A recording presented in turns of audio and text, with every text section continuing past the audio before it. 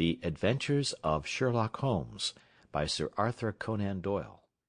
The Red-Headed League. I had called upon my friend, Mr. Sherlock Holmes, one day in the autumn of last year, and found him in deep conversation with a very stout, florid-faced, elderly gentleman with fiery red hair. With an apology for my intrusion, I was about to withdraw, when Holmes pulled me abruptly into the room and closed the door behind me. "You could not possibly have come at a better time, my dear Watson," he said cordially. "I was afraid that you were engaged."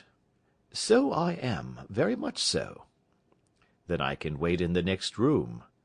"Not at all. This gentleman, Mr. Wilson, has been my partner and helper in many of my most successful cases, and I have no doubt that he will be of the utmost use to me and yours also." The stout gentleman half rose from his chair and gave a bob of greeting, with a quick little questioning glance from his small, fat encircled eyes.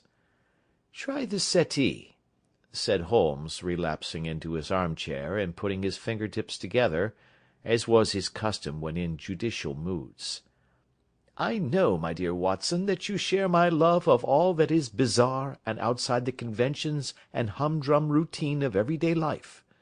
You have shown your relish for it by the enthusiasm which has prompted you to chronicle, and, if you will excuse my saying so, somewhat to embellish so many of my own little adventures." "Your cases have indeed been of the greatest interest to me," I observed. "You will remember that I remarked the other day, just before we went into the very simple problem presented by Miss Mary Sutherland, that for strange effects and extraordinary combinations we must go to life itself, which is always far more daring than any effort of the imagination." "A proposition which I took the liberty of doubting."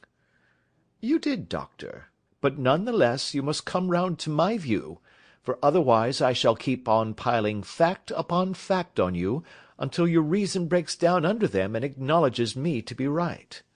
Now, Mr. Jabez Wilson here has been good enough to call upon me this morning, and to begin a narrative which promises to be one of the most singular which I have listened to for some time. You have heard me remark that the strangest and most unique things are very often connected not with the larger but with the smaller crimes, and occasionally, indeed, where there is room for doubt whether any positive crime has been committed. As far as I have heard, it is impossible for me to say whether the present case—" Sample complete. Ready to continue?